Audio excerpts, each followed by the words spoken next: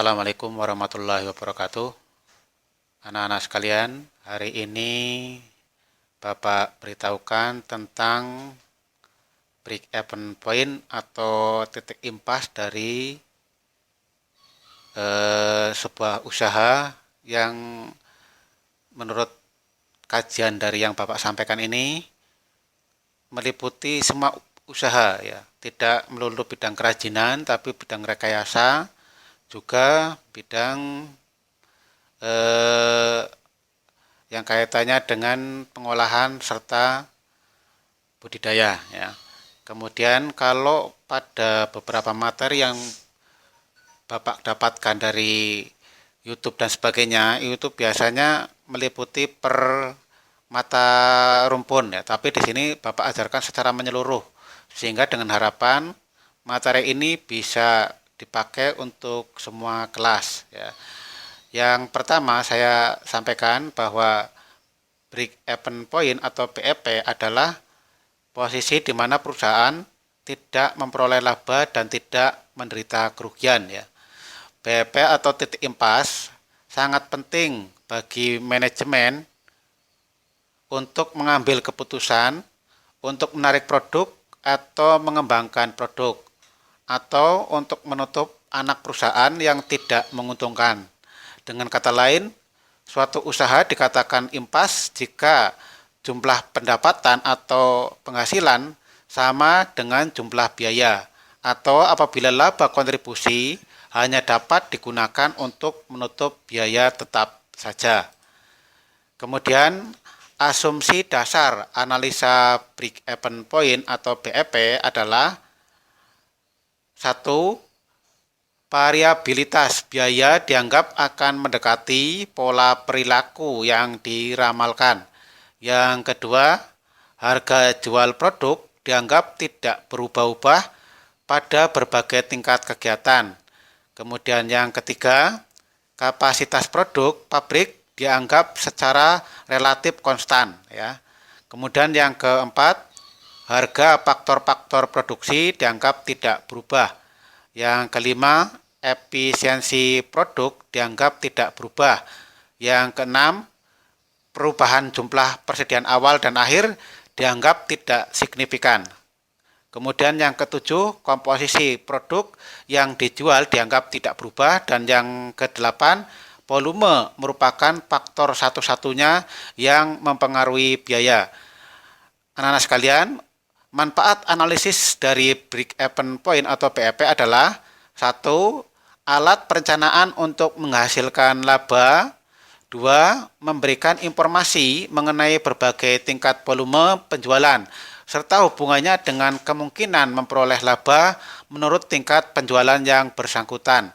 Yang ketiga, untuk mengetahui hubungan volume penjualan yang diproduksi, harga jual, dan biaya-biaya yang dikeluarkan, sehingga laba rugi perusahaan akan diketahui. Kemudian, untuk mengetahui jumlah minimum dalam unit produk maupun satuan uang agar perusahaan tidak menderita rugi. Dan terakhir, mengevaluasi laba dari perusahaan secara keseluruhan. Kelemahan dari break-even point adalah sekalipun analisa break-even point ini banyak digunakan oleh perusahaan, tetapi tidak dapat dilupakan bahwa analisa ini mempunyai beberapa kelemahan. Kelemahan utama dari analisa break-even point adalah asumsi tentang linearity, klasifikasi cost dan penggunaannya terbatas untuk jangka waktu yang pendek. Kemudian selanjutnya ya, metode penghitungan break-even point atau BEP. BEP umumnya dapat dihitung dengan 3 metode, yaitu metode persamaan, metode margin kontribusi, dan metode grafis. Di bawah ini akan diuraikan 3 metode sehingga akan jelas perbedaannya. Yang pertama adalah metode persamaan. Metode persamaan atau equation method adalah metode yang berdasarkan pada pendekatan laporan laba rugi. Dengan persamaan dasar tersebut adalah penghasilan total sama dengan biaya total, penghasilan total sama dengan biaya variabel ditambah biaya tetap. Persamaan tersebut dapat diuraikan dalam rumus berikut. PX sama dengan A tambah BX. Untuk keterangannya, P adalah harga jual per unit produk, X adalah unit produk yang dijual atau yang diproduksi, A adalah total biaya tetap, dan B adalah biaya variabel setiap unit produk. Dari persamaan di atas dapat diuraikan menjadi rumus break-even point sebagai berikut. A. Break-even point dalam satuan uang penjualan adalah BEP dalam bentuk rupiah sama dengan A dibagi 1 dikurangi BX per PX. Kemudian untuk break-even point dalam unit produk atau BEP unit sama dengan A dibagi P dikurangi B. Ya. Untuk metode kontribusi unit, ya, untuk mencari titik impas rumusnya adalah sebagai berikut. BEP unit sama dengan biaya tetap dibagi margin kontribusi per unit. Kemudian BEP rupiah sama dengan biaya tetap dibagi rasio margin kontribusi. Yang ketiga, anak-anak sekalian, ya, metode grafis. Grafis titik impas akan menunjukkan volume penjualan pada sumbu X atau garis horizontal dan biaya akan terletak pada sumbu Y atau garis vertikal. Sedangkan titik impas akan terletak pada perpotongan antara garis pendapatan dan garis biaya. Garis sebelah kiri garis impas menunjukkan sisi kerugian. Sebaliknya, sisi kanan menunjukkan sisi laba usaha, ya. Kemudian kita lanjutkan. Contoh aplikasi perhitungan break-even point adalah misalkan pada PT Laksamana Raja di Laut memiliki data biaya dan rencana produksi sebagai berikut. Yang pertama, biaya tetap sebulan adalah sebesar 140 juta rupiah yang terdiri dari biaya gaji pegawai dan pemilik sama dengan 75 juta, ya. Ditambah biaya penyusutan mobil kijang karena dia mungkin punya inventaris, ya, sejumlah 1.500.000 rupiah, biaya asuransi kesehatan sebesar 15 juta rupiah, biaya sewa gedung kantor sebesar 8.500.000 rupiah, biaya sewa pabrik sebesar 30 juta rupiah, ini biasanya dihitung per tahun, ya. Kemudian biaya variabel per unit sebesar 75.000, yaitu terdiri dari biaya bahan baku sebesar 35.000, biaya tenaga kerja langsung sebesar 25.000 rupiah, dan biaya lain-lain sebesar 15.000 rupiah. Selanjutnya, harga jual per unit ditetapkan 95.000 rupiah dan kapasitas produksi secara penuh totalnya menghasilkan 15.000 unit, ya. Dari data PT Laksamana Raja di Laut tersebut dapat dihitung BEP-nya adalah sebagai berikut. Untuk BEP dalam bentuk rupiah atau dalam bentuk uang sama dengan A dibagi 1 dikurangi BX per PX, di mana BEP rupiah sama dengan break-even rupiah dalam bentuk mata uang, ya, dalam bentuk mata uang rupiah tentunya. Kemudian A adalah biaya tetap, BX adalah biaya variabel per unit kali kapasitas produksi penuh, sedangkan PX adalah harga jual per unit kali kapasitas produksi penuh. Sehingga kalau diacukan dari historis tadi atau cerita yang saya sampaikan tadi, hitungannya adalah BEP rupiah sama dengan 140 juta dibagi dengan 1 dikurangi 75.000 kali 15.000 dibagi dengan 95.000 kali 15.000, sehingga selanjutnya dihasilkan 140 juta rupiah dibagi dengan 1 dikurangi 1.125.000 rupiah dibagi dengan 1.425.000 rupiah, ya. Nah, kemudian diperoleh nilai 140 juta rupiah dibagi dengan 1 min 0,79. Ini setelah dibagi, ya. Kemudian dihasilkan 140 juta rupiah dibagi dengan 0,21 sehingga menghasilkan nilai sebesar untuk nilai BEP-nya adalah 665 juta rupiah. Ini jika dihitung berarti nilai 665 juta rupiah ini menurut data berarti perusahaan mengalami balik modal atau titik impas ya, tidak mengalami rugi dan tidak mengalami untung. Itu sebesar itu 665 juta rupiah. Selanjutnya untuk per unitnya ya, agar kita atau PT tadi tidak mengalami kerugian, ditentukan dengan rumus A dibagi P dikurangi B, di mana BEP adalah break even point dalam bentuk unit ya, dalam bentuk unit. Kemudian A adalah biaya tetap, B adalah biaya variabel per unit, P adalah harga jual per unit.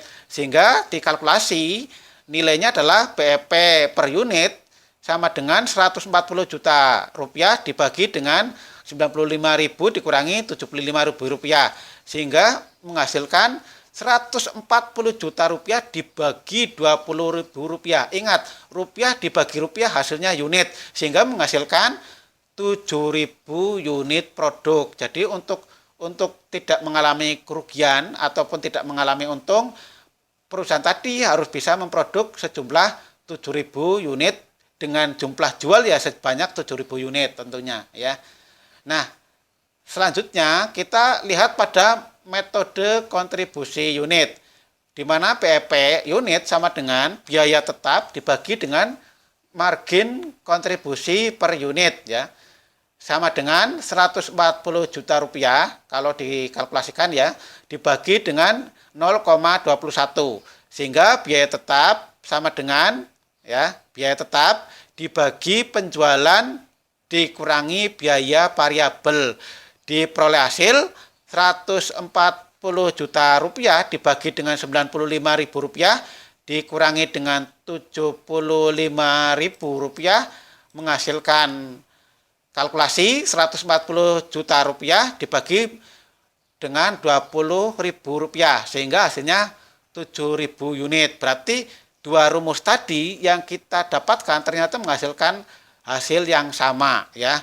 Sedangkan untuk BEP rupiah tadi dalam bentuk unit, sekarang dalam bentuk rupiah ya, biaya tetap dibagi dengan rasio margin kontribusi sama dengan biaya tetap dibagi margin kontribusi dibagi penjualan, sehingga diperoleh 140 juta rupiah dibagi dengan 20.000 rupiah dibagi 95.000 rupiah, ini menghasilkan sekali lagi nilai tukar penjualan sebesar 665 juta. Ini untuk nilai di mana perusahaan tidak mengalami kerugian ataupun tidak mengalami keuntungan atau disebut sebagai titik impas. Kemudian untuk metode grafisnya ya, dalam menentukan titik break even point menggunakan metode grafis dapat dilakukan dengan beberapa langkah, yaitu menentukan sumbu X atau harga dan menentukan sumbu Y atau produksi. Kemudian gambarkan garis biaya tetapnya, selanjutnya digambarkan garis biaya variabel yang diawali pada posisi biaya tetap yang ada ya. Kemudian digambarkan garis penjualan yang dimulai dari titik 0 dan titik perpotongan antara garis biaya variabel dengan garis penjualan, itulah yang kita anggap sebagai titik BEP atau break even point. Nah, selanjutnya dari kasus-kasus yang terdapat dalam data-data yang sudah Bapak terangkan tadi, diperoleh biaya tetap adalah 140 juta rupiah, biaya variabel per unit adalah 75.000 rupiah, harga jual per unit adalah 95.000 rupiah, sedangkan kapasitas produksi yang bisa diperoleh adalah 15.000 unit, sehingga diperoleh garis break even point dalam bentuk grafis sebagaimana yang ditunjukkan pada gambar di slide berikut ya. Ini gambarnya ya. Anda lihat di situ break even point adalah perpotongan antara 600.000 dengan 700.000 pada sumbu Y dan pada angka antara 7 dengan 8 pada sumbu X ya. Ini harusnya seperti itu, tetapi ternyata di dalam poin BEP ternyata sumbu ini dibalik. Untuk sumbu X itu yang bernilai rupiah ya, sedangkan untuk sumbu Y adalah yang bernilai unit. ini dalam bentuk ribuan. Jadi kalau di situ tertera angka 1, 2, 3, 4, 5 berarti dikalikan 1000 ya. Kalau 7 ya berarti dikalikan 7000. Seperti itu. Kemudian dari grafik yang tadi dimunculkan, keterangannya adalah untuk FC itu berarti biaya tetap dalam produksi penuh, bukan dalam bentuk produksi yang di BEP-kan ya. Kemudian PC atau VC adalah biaya variabel dalam produksi penuh. Sedangkan S adalah penjualan dalam produksi penuh. Nah, jumlah yang tertera dalam grafik, baik itu harga maupun jumlah produksi, diasumsikan dalam ribuan rupiah, yang tadi setelah Bapak terangkan. Dalam menghitung BEP, kita dapat menggunakan metode persamaan, metode kontribusi unit, maupun metode grafis.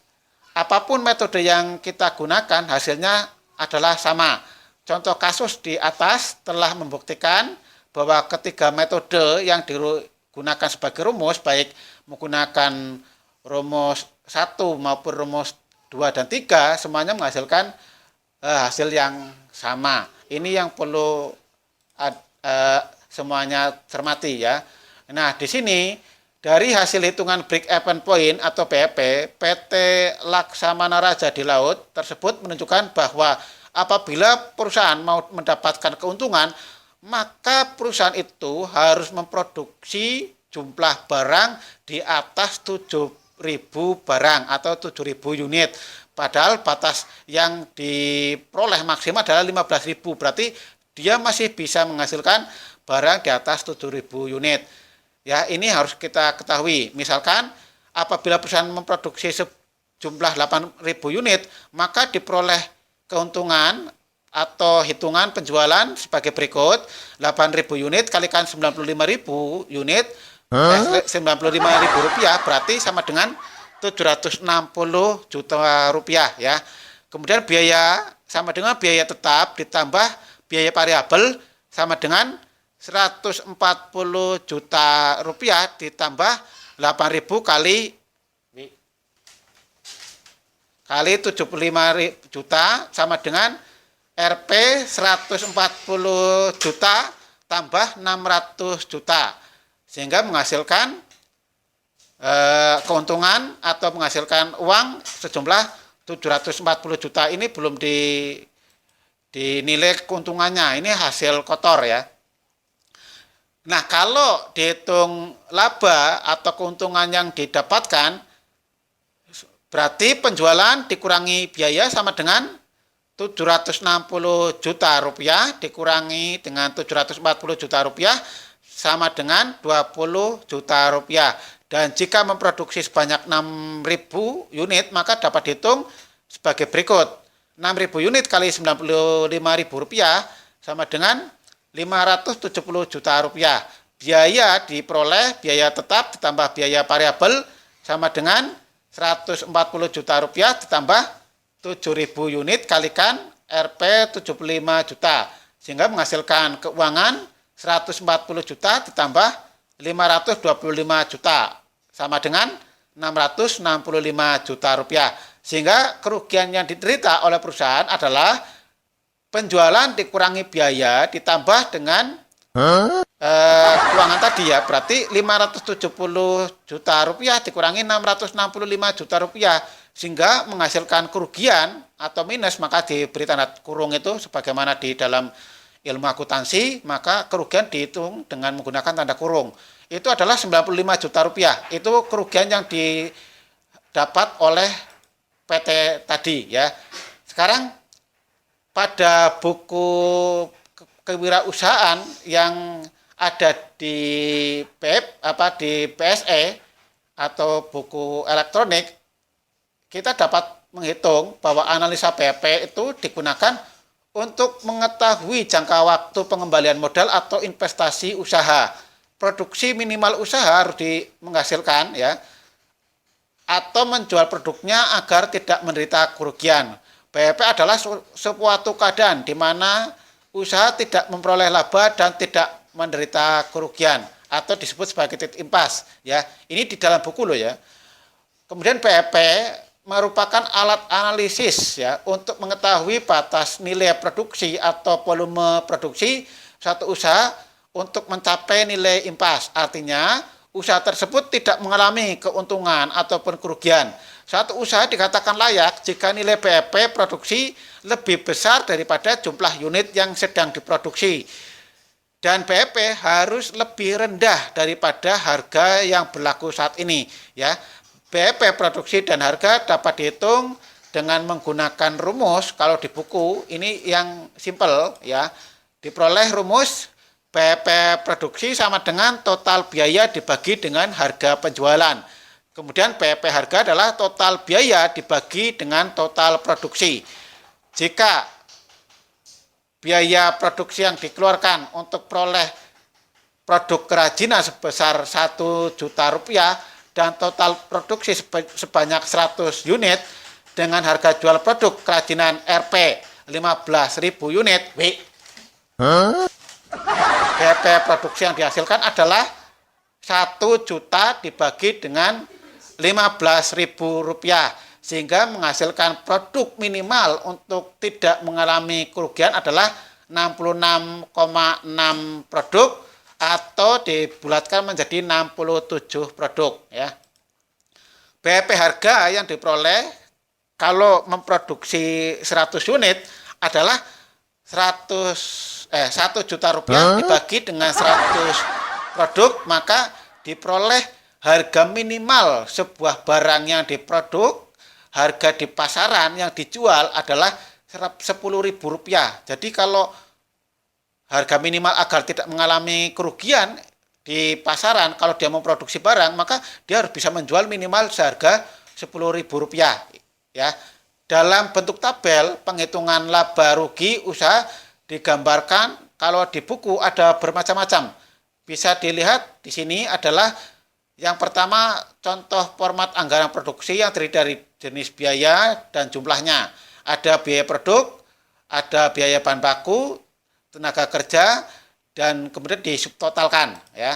Kemudian ada biaya overhead produksi atau biaya kalau ini disebut sebagai biaya perawatan, ya, biaya perawatan produksi, ya, atau biaya upkeep, ya, sama saja. Itu meliputi bahan tak langsung, ya, kemudian tenaga kerja, biaya sewa, biaya perawatan, biaya perbaikan ruang atau bangunan, ya, atau dalam hal ini adalah biaya bangunan, ya. Kemudian biaya penyusutan ini, biaya penyusutan. Penyusutan ini bisa bangunan, bisa alat, bisa ruangan, ya, tergantung jenis produknya. Kemudian biaya penyusutan peralatan, biaya listrik, biaya air yang dikeluarkan misalnya dia pakai pump dan lain-lain sebagainya. Sehingga biaya overhead itu bisa dihitung subtotalnya. Nah, selanjutnya pada buku yang lain yang baru itu rincian untuk tabel ada full costing dan ada variable costing, ya. Anda lihat sendiri, itu tabelnya seperti itu bentuknya, ya. Dan ditambah lagi dengan slide berikutnya adalah masih menentukan dari tabel sebelumnya, ya, dan diakhiri dengan tabel penghitungan biaya produksi. Itu bisa kalian lihat sendiri bentuk tabelnya, ya. Saya kira ini meliputi tabel secara keseluruhan, tidak meliputi satu rumpun saja kalau di bidang PKWU. Jadi mohon diperhatikan bahwa materi yang saya sampaikan ini untuk penghitungan BEP seluruh rumpun, ya, tidak terkait pada satu rumpun saja, misalnya pada rumpun kerajinan, tidak, tapi ini meliputi semua rumpun, baik kerajinan, rekayasa, pengolahan, ataupun rumpun budidaya. Saya kira demikian yang bisa saya sampaikan. Kalaupun nanti ada pertanyaan bisa disampaikan melalui timeline pada e-learning atau pada bagian komentar di kolom komentar YouTube, ya. Silakan Anda boleh berkomentar. Kalau Bapak bisa jawab, ya insya Allah Bapak jawab. Tapi kalau belum bisa jawab, ya insya Allah Bapak akan coba cari literaturnya. Saya kira demikian. Saya akhiri. Semoga bermanfaat. Assalamualaikum warahmatullahi wabarakatuh.